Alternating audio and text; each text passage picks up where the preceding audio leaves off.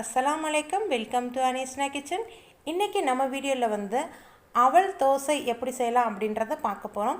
நம்ம ஒரே மாதிரியான காலை டிஃபன் வந்து இட்லி தோசை அந்த மாதிரி செஞ்சு கொடுக்கறதுக்கு பதிலாக நம்ம கொஞ்சம் டிஃப்ரெண்ட்டாக வந்து ட்ரை பண்ணி கொடுத்தோம் அப்படின்னா குழந்தையும் சரி பெரியவங்களும் சரி நல்லா விரும்பியே சாப்பிடுவாங்க.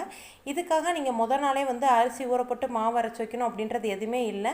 உடனே ஊறப்பட்டு உடனே அரைச்சி நம்ம கொடுத்துடலாம். இந்த டிஃபன் எப்படி ரெடி பண்ணன்றதை வாங்க பார்க்கலாம். நான் இன்றைக்கி வந்து ஒரு கப் அளவுக்கு அவல் எடுத்திருக்கேன்.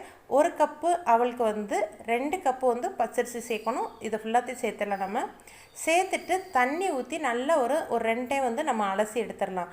அலசி எடுத்ததுக்கப்புறம் வந்து நல்ல தண்ணி ஊற்றி கிட்டத்தட்ட ஒரு மணி நேரம் மட்டும் ஊறினா போதும். நான் இங்கே நல்லா அலசிட்டு நல்ல தண்ணி ஊற்றி மூடி போட்டு வச்சுருக்கேன். ஒரு மணி நேரம் ஊறட்டும். இப்போ நல்லா ஊறி வந்துருச்சு. இதை வந்து தண்ணியை வந்து நான் இருத்துட்டு எடுத்து வச்சுருக்கேன். இந்த அரிசியை வந்து நான் 2 பேஜாக வந்து போட்டு மிக்சியில் அரைக்க போகிறேன். ஒரு பேஜுக்கு வந்து 2 பச்சை மிளகா சேர்த்து இந்த மாவுக்கு தேவையான அளவுக்கு கொஞ்சமாக உப்பு சேர்த்துட்டு நம்ம அரைக்கிறதுக்கு தண்ணி எதுவும் சேர்க்காமல் நான் மோர் எடுத்து வச்சுருக்கேன். மோர் வந்து லைட்டாக புளிச்ச மோராக பார்த்து எடுத்துக்கோங்க. என் தண்ணிக்கு பதிலாக வந்து ஃபுல்லாமே நம்ம மோர் ஊற்றி தான் அரைக்க போகிறோம். இப்போ வந்து மிக்சியில் அரைக்கும் போது லைட்டாக கொரப்பாக அரைச்சிக்கோங்க. நம்ம தோசை மாவுக்கெலாம் அரைப்போம் பார்த்திங்களா, அந்த மாதிரி லைட்டாக கொரப்பாக அரைச்சிட்டு நம்ம ஒரு பவுலுக்கு மாற்றிக்கலாம். ரொம்ப வந்து மையாக அரைச்சிடக்கூடாது. இப்போ ஃபுல்லாத்தையுமே அரைச்சிட்டு இதோட பதம் வந்து நமக்கு ஆப்ப மாவு இருக்கும் பார்த்திங்களா, தண்ணி போல் இருக்கும். அது மாதிரி வந்து தண்ணி ஊற்றி நல்லா வந்து கலந்துக்கலாம் மாவை. இதுக்கு தாளித்து ஊற்றுறதுக்காக வந்து அடுப்பில் வந்து எண்ணெயும் லேசாக கடுகு, உளுந்தம்பருப்பு, கருவேப்பிலை இது 3ஐயும் சேர்த்து தாளித்து இது கூடவே ஊற்றிடலாம். ஊற்றுனதுக்கப்புறம் வந்து கொஞ்சமாக மல்லியில் சேர்க்கணும். நான் குட்டி குட்டியாக மல்லியில் கட் பண்ணி வச்சுருக்கேன். இப்போ அதையும் சேர்த்துக்கலாம். நமக்கு மாவோட தோசைக்கு மாவு வந்து சூப்பராக ரெடி ஆயிடுச்சு. இப்போ தோசை ஊற்றிடலாம். இங்கே ஒரு பேனில் வந்து எண்ணெய் அப்ளை பண்ணி வச்சுருக்கேன். நம்ம எடுத்து வச்சுருக்க மாவை அதில் சேர்த்துட்டு நம்ம ஆப்பத்துக்குள்ளே சுற்றி விடுவோம் பார்த்திங்களா, அதே மாதிரி சுற்றி விட்டுக்கலாம். உங்கள் கிட்டே வந்து தோசை ஊற்றுற அந்த கல் சட்டி இருக்கும் பார்த்திங்களா, அதில் இருந்தால் அதில் நீங்கள் ட்ரை பண்ணலாம். ஆனால் நான்ஸ்டிக்கில் வந்து இது அந்தளவுக்கு பர்ஃபெக்டாக வரமாட்டேது. இதுக்கு மேலே வந்து 1 டேபிள் ஸ்பூன் அளவுக்கு எண்ணெய் சேர்த்துட்டு மூடி போட்டு ஒரு 5 நிமிஷம் வெந்ததுக்கப்புறம் நம்ம வந்து பேக் சைடில் திருப்பி போட்டுக்கலாம். திருப்பி போடும்போது ரொம்ப கவனமாக பார்த்து திருப்பி போட்டுக்கோங்க. இப்போ நம்மளுடைய அவல் தோசை வந்து சூப்பராக ரெடி ஆயிடுச்சு. கண்டிப்பாக வந்து நீங்கள் ட்ரை பண்ணி பாருங்கள். இப்போ இந்த அவல் தோசைக்கு ஏற்ற மாதிரி வந்து ஒரு கார சட்னியை நான் ரெடி பண்ணி காமிக்கிறேன். இந்த கார சட்னி எப்படி ரெடி பண்ணலாம் அப்படின்றத வாங்க வீடியோக்குள்ளே போய் பார்க்கலாம்.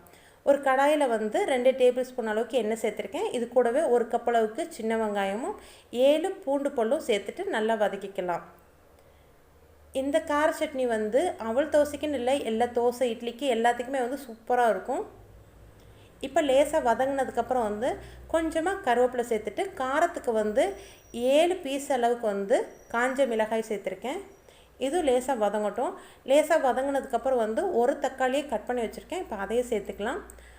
கொஞ்சம் புளிப்பு சுவையை கூட்டுறதுக்காக வந்து கொஞ்சமாக வந்து புளி சேர்த்துருக்கேன். ரொம்ப அதிகமாக புளி சேர்த்துற வேணாம். இந்த சட்னிக்கு தேவையான அளவுக்கு உப்பு சேர்த்துட்டு நல்லா வதக்கிக்கலாம். இந்த தக்காளி வந்து ரொம்ப மசிஞ்சு வரணும் அப்படின்றதெல்லாம் கிடையாது. லேசாக வந்து பச்சை வாசனை போனாவே போதும். புளி வந்து ரொம்ப அதிகமாக சேர்த்துறாதீங்க. இந்த சட்னியோட டேஸ்ட்டு டோட்டலாக மாற்றிடும். அதனால் கொஞ்சமாக மட்டும் போட்டுக்கோங்க. இப்போ சூப்பராக வதங்கிருச்சு. இதை வந்து தனியாக வந்து நம்ம ஆற வச்சுட்டு அதுக்கப்புறம் வந்து ஒரு மிக்சி பவுலுக்கு மாற்றிக்கலாம். இப்போ மிக்சிக்கு மாற்றியாச்சு. இதை வந்து ஓரளவுக்கு கொரப்பாக வந்து அரைச்சிக்கோங்க. அரைச்சதுக்கப்புறம் வந்து இதில் வந்து எண்ணெய், கடுகு, உளுந்தம்பருப்பு, கருவேப்பிலை 3ஐயும் போட்டு தாளித்து இதில் ஊற்றிக்கலாம். ஊற்றுனதுக்கப்புறம் லேசாக பல்ஸ் மோடு மட்டும் கொடுத்துட்டு எடுத்துக்கோங்க. இது நம்ம எப்போயுமே வந்து தாளிக்கிறது வந்து கடைசியில் தான் தாளித்து ஊற்றுவோம். ஆனால் வந்து இந்த டெக்னிக்கல் ஃபாலோ பண்ணி பாருங்கள், சூப்பராக இருக்கும். உண்மையிலே இந்த சட்னி வந்து ரொம்ப மைப்போல் அரைச்சிடாமல் கடைசியில் இந்த தாளித்து ஊற்றுனதுக்கப்புறம் வந்து லேசாக வந்து பல்ஸ் மோடு மட்டும் கொடுத்துட்டு எடுத்துக்கோங்க. இப்போ நம்மளுடைய கார சட்னி சூப்பராக ரெடி ஆயிடுச்சு. அவல் தோசையும் கார சட்னியும் எப்படி இருந்தது அப்படின்றத மறக்காமல் கமெண்டில் சொல்லுங்கள். இந்த வீடியோ உங்களுக்கு பிடிச்சிருந்தா லைக் பண்ணி ஷேர் பண்ணி கமெண்ட் பண்ணுங்கள். மறக்காமல் அனிஸ்னா கிச்சனுக்கு சப்ஸ்கிரைப் பண்ணுங்கள். ஓகே, பாய்.